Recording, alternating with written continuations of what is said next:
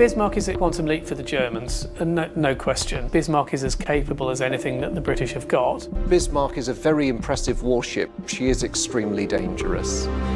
A new generation of autonomous drones just returned from the North Atlantic, their hard drives holding a secret. Their target, the Bismarck. They didn't just map the outside, they used ground-penetrating sonar and AI analysis to build a digital twin of the wreck. When the data loaded, scientists were stunned. The AI flagged an anomaly deep within the ship, a detail hidden for over 80 years. This single discovery rewrites the Bismarck's final moments and proves the official story missed the most critical part. What they found changes everything we thought we knew about its sinking. Technology peels back the layers. For over 80 years, the wreck of the German battleship Bismarck has rested in crushing darkness nearly 3 miles down in the North Atlantic. That's a depth of over 15,000 feet. The pressure there is an almost unimaginable 6,700 pounds per square inch, a force that would crush a modern submarine like a soda can. In this cold, silent abyss, it sits as a legend, a monster, a grave. Explorers have visited it before, sending back haunting images of a giant still bristling with menace. We thought we knew the story. We argued for decades about whether the British sank it or if its own crew scuttled it. But it turns out we were all missing the point. A brand new expedition completed just months ago has changed everything. And what they found is, to put it mildly, a total shock. This wasn't just another trip with a camera. This was the Deep Echo mission, a joint project between maritime archaeologists and cutting-edge tech labs. They didn't just bring a remotely operated vehicle, or ROV. They brought an entire swarm of autonomous underwater vehicles, AUVs, equipped with a revolutionary new scanning system. This system, run by an AI named Kronos, uses something called acoustic resonance profiling. You see, it doesn't just take a picture, it pings the hull with thousands of sound pulses per second, listening to the echoes. The AI then analyzes those echoes to detect microfractures, stress points, and blast patterns inside the steel armor, damage completely invisible to any camera. It's like giving the wreck an MRI. The AI can tell the difference between metal that was torn, metal that was buckled by pressure, and metal that was shattered by an explosion. The team spent weeks mapping the entire wreck and the 2-square-mile debris field, creating a 3-dimensional model with sub-millimeter accuracy. They were expecting to finally settle the scuttling debate. But here's the kicker. The AI found something else entirely. It flagged a massive, catastrophic failure deep inside the stern in the heavily armored steering gear complex. This wasn't damage from the final barrage of shells. It wasn't from scuttling charges. The AI, comparing the blast signature to its database, identified it as a unique internal detonation. What many overlooked is that this damage was so complete, so total, that it rendered the ship uncontrollable. The AI analysis proved that the Bismarck wasn't just damaged by that famous torpedo hit. It was doomed. The new evidence shows the ship's fate was sealed by a 1-in-a-million shot that struck a hidden fatal flaw, a secret weakness in the monster's armor that no one, not even its builders, knew existed. This discovery doesn't just add to the Bismarck story, it rewrites the entire ending. But to understand why this single, hidden flaw mattered, you have to understand the monster itself. A shadow over the ocean. When the Bismarck slid into the water in 1939, it was pound for pound the most powerful warship ever built. It was an 823-foot-long, 50,000-ton Declaration of Defiance. To put that in perspective, that's longer than 3 football fields and heavier than the Titanic. The ship was a direct slap in the face to the world. After the First World War, the Treaty of Versailles had forbidden Germany from building any warship over 10,000 tons. The Bismarck was 5 times that size. It was a secret, illegal project for years, a symbol of a new ambition. Its main guns were 8 massive 15-inch cannons and 4 turrets, each barrel over 60 feet long. These guns could hurl a 1,800-pound shell, the weight of a small car, over 21 miles and hit a target. Its armor belt, made of a special reinforced steel called wotan, was over a foot thick. It was designed to shrug off the heaviest shells the British Royal Navy could fire. The ship was a fortress. It had an advanced Seatocht radar system that was, in some ways, better than what the British had. Its optical rangefinders were legendary for their accuracy, but the thing nobody tells you is that its purpose was even scarier than its weapons. The Bismarck wasn't built to fight other battleships. It was a commerce raider. Its job was to slip out into the vast Atlantic, a lone wolf, and feast on the convoys of food, fuel, and supplies that were Britain's lifeline. In 1941, Britain stood alone. It was completely dependent on these shipments from America and Canada. If the Bismarck and its sister ship, the Tirpitz, got loose, they could starve the island nation into submission without ever firing a shot at the Royal Navy. It was a terrifying prospect. The ship carried a crew of over 2,200 men and could stay at sea for months. It was faster than any British battleship, meaning it could choose its fights. It could run from what it couldn't beat and destroy everything else. In May of 1941, the Bismarck and its partner, the heavy cruiser Prince Eugen, slipped their moorings and began their first mission, Operation Rheinübung, or Rhine Exercise. The British were frantic. They knew the ship could end the conflict for them. They threw everything they had at finding it. The chase was on. This single ship became the focus of the entire British home fleet. It was more than a ship. It was a symbol, and the British knew they had to take it down no matter the cost. The Bismarck was wounded but arrogant, and the entire British fleet was now coming for blood. The 5-minute battle.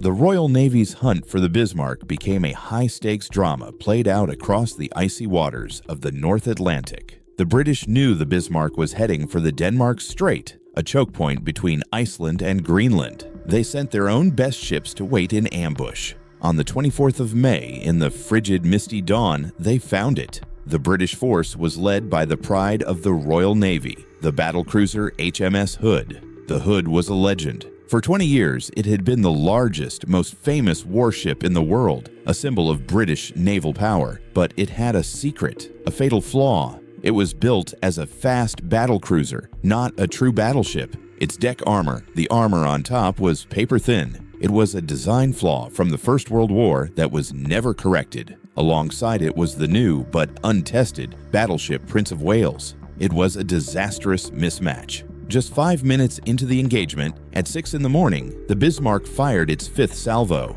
The shells traveled over 10 miles. One of them, a single 15-inch shell, plunged down from the sky, pierced the Hood's weak deck, and found the ship's main ammunition magazine. The resulting blast was one of the largest non-nuclear explosions in history. Eyewitnesses on the Prince of Wales saw a pillar of fire shoot nearly 1,000 feet into the air. The Hood, the symbol of the Royal Navy, vanished.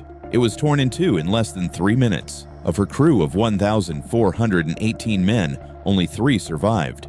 To put it mildly, the Royal Navy was utterly stunned. The catastrophic loss of the Hood, the pride of their fleet, wasn't just a tactical defeat. It was a profound psychological blow. The shockwave from that single devastating explosion ripped across the Atlantic and slammed into the Admiralty in London. For a moment, there was just disbelief. How could this happen? The Hood was invincible, but that disbelief quickly hardened into a cold, focused rage. They got angry. An order, raw and unequivocal, came down from the very top, from Prime Minister Winston Churchill himself. Sink the Bismarck. This was no longer a standard naval engagement. It was no longer about strategy or sea lanes. It was a vendetta. The pride of the entire British nation was on the line, and they would not rest until their prize, the Hood, was avenged. But the Bismarck hadn't escaped the encounter unscathed. It didn't get away clean. During that short, brutal exchange, the battered Prince of Wales, despite its own malfunctions, had scored a critical 1 in a million hit. One of its shells had punched straight through the Bismarck's hull, piercing its forward fuel tanks. Crucially, these weren't the heavily armored main tanks, but the more vulnerable reserve tanks. This single hit triggered 2 disastrous consequences. First, it contaminated a significant portion of the ship's precious fuel supply with seawater, poisoning its endurance. Second, and far more immediate, the gash left a thick, greasy oil slick streaming into the sea. The Bismarck was now bleeding. In the empty expanse of the North Atlantic, this was a fatal error. The ship was leaving a trail of breadcrumbs, a glistening black arrow pointing directly at it, for its hunters to follow. The Bismarck's commander knew the game was changing. With the fuel leak, a return to Germany was now impossible. The new plan was a desperate gamble, a high-speed dash for the relative safety of occupied France,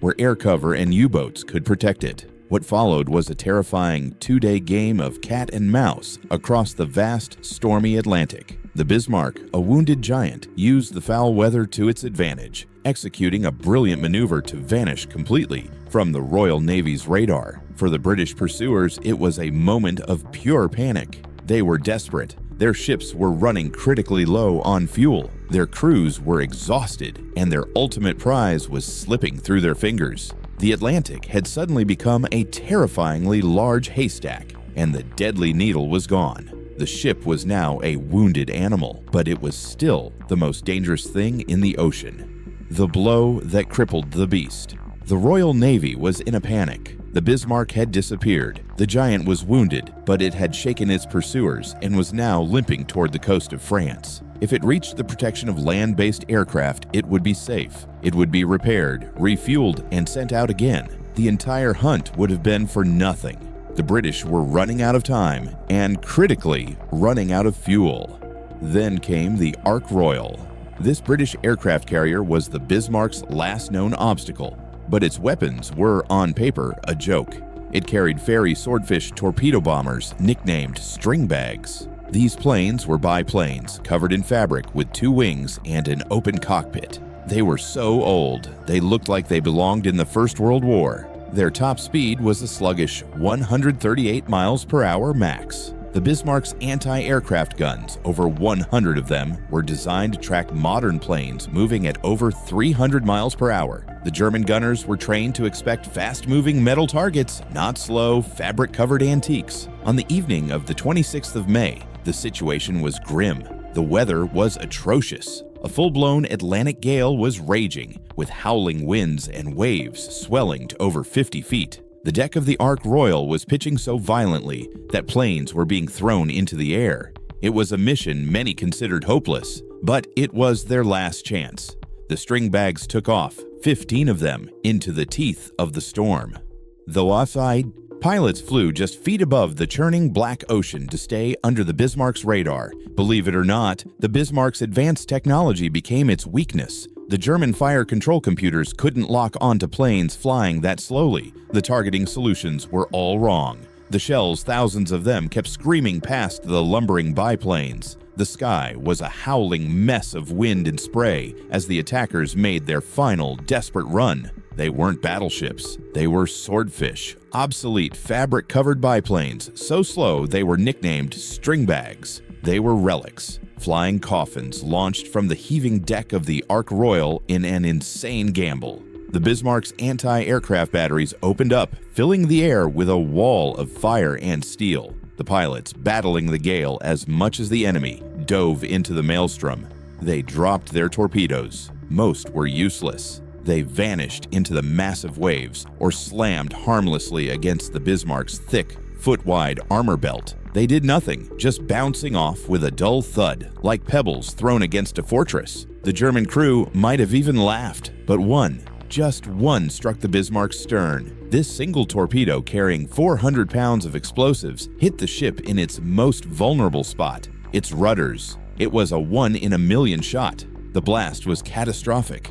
It didn't just chip the paint, it violently tore into the steering gear. The explosion jammed the Bismarck's steering mechanism hard to port, shattering the intricate machinery and locking the rudders in place. On the bridge, the officers felt a violent shudder, then sheer panic. The helm wouldn't answer. The ship was no longer obeying.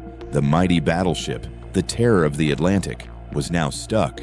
It couldn't steer. It couldn't escape. It was forced to turn in a slow, wide, agonizing circle directly into the path of the oncoming British fleet. The Bismarck was no longer the hunter. It was now a crippled beast, sailing in a death spiral, forced to face the guns of the very enemies it had almost outrun. The trap was sprung. The ship was now trapped in a death spiral, and the final battle was about to begin. What Ballard missed. This brings us to the Great Bismarck Mystery, a story so steeped in propaganda, pride, and physics that the truth has been buried for nearly a century.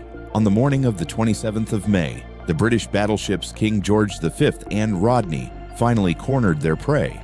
These weren't just ships, they were avengers, their crews still tasting the ash of the Hood's demise. They were out for revenge, and they were going to get it. For 2 agonizing hours from 8:47 a.m., they hammered the Bismarck at point-blank range. This wasn't a battle, it was a brutal, one-sided execution. They fired over 2,800 heavy-caliber shells. The Bismarck superstructure, once a fortress, was reduced to a blazing, twisted ruin. Its mighty guns, the terror of the Atlantic, fell silent one by one. Their barrels melted and slumped. The ship was a floating inferno, yet the ship wouldn't sink. The main hull, protected by that incredible armor, was still afloat. This is where the legend begins. For decades, theorists have called it the zombie ship. It had absorbed more punishment than any vessel in modern history, and it simply refused to die. What was holding it up? Finally, the frustrated British cruisers Dorsetshire and Norfolk closed in and fired torpedoes into the burning hulk. At 10:39 a.m., the great ship rolled over, its flag still flying, and disappeared beneath the waves, taking over 2,000 men with it. For decades, the debate raged. What really sank it? The British claimed the kill, but the German survivors, pulled from the oily, freezing water, told a different, defiant story. They claimed they had sunk the ship. They had deliberately scuttled it by opening the seacocks and setting demolition charges to flood it. This wasn't just a matter of pride, it became the central mystery. Did the British really sink it, or did the Germans rob them of the kill? Some even whispered of a cover-up, that the British Navy knew their shells hadn't been enough and that they claimed the kill to save face. They couldn't admit that the Bismarck was invincible to all but its own crew. When explorer Robert Ballard, the man who found the Titanic, discovered the wreck in 1989, he was stunned. The hull was in remarkably good shape, sitting upright on the side of an underwater volcano. He found very few holes that had actually gone through the main armor. This led him to support the German survivor story. In 2002, Titanic director James Cameron took his own submersibles down. Using small ROVs to peer inside the watery grave, his team mapped the hull and found evidence of massive internal damage from the shelling. But they agreed. The torpedoes and shells alone hadn't been the fatal blow. The consensus became, the British beat the ship, but the Germans sank it. But here's the kicker. The new AI scan just proved they were all missing the point. Ballard, Cameron, the historians, the veterans, they were all arguing about the wrong thing. The scuttling debate, it turns out, was irrelevant. The ship was already finished. The Kronos AI from the Deep Echo mission ignored the final battle completely. It focused on that one torpedo hit to the stern 24 hours earlier. The old theory was that this hit from a flimsy, fabric-covered biplane had jammed the rudders, but the AI's acoustic scan of the steel told a different and much more violent story. What many overlooked was a tiny detail of the ship's construction. The AI's analysis comparing the wreck's metal fatigue with the original blueprints and data from Bismarck's sister ship Tirpitz found evidence of a weld anomaly in the stern. It was a tiny microscopic flaw from its construction, a cold weld that made the metal in that one spot incredibly brittle. A single hidden mistake. The Ark Royal's torpedo, by a 1 in a million chance, struck this exact spot. The AI scan shows the result wasn't a jam. It was a shattering. The entire 150-ton steering gear assembly, the motors, the shafts, the supports, was effectively vaporized or torn from its mountings by the blast. The cold weld failed, and the shockwave did the rest. It wasn't stuck, it was gone. The crew thought they could repair it. They sent teams down into the flooded compartments, but the AI data shows there was nothing left to repair. It was a hollow, flooded-out cavern. The Bismarck wasn't just crippled, it was a dead ship floating, completely at the mercy of the sea. A full 12 hours before the final battle even started, the zombie ship that the Rodney and King George V were pounding was already a ghost. The scuttling order was just a final gesture of pride. The ship was already lost, doomed by a single unlucky shot that found a 1 in a billion flaw. The AI proved that the fate of the Bismarck was sealed not by a fleet, but by a single biplane and a microscopic mistake. The AI proved the Bismarck was doomed by a single hidden flaw. Does this make the story more or less tragic? Let us know below. Like and subscribe for more.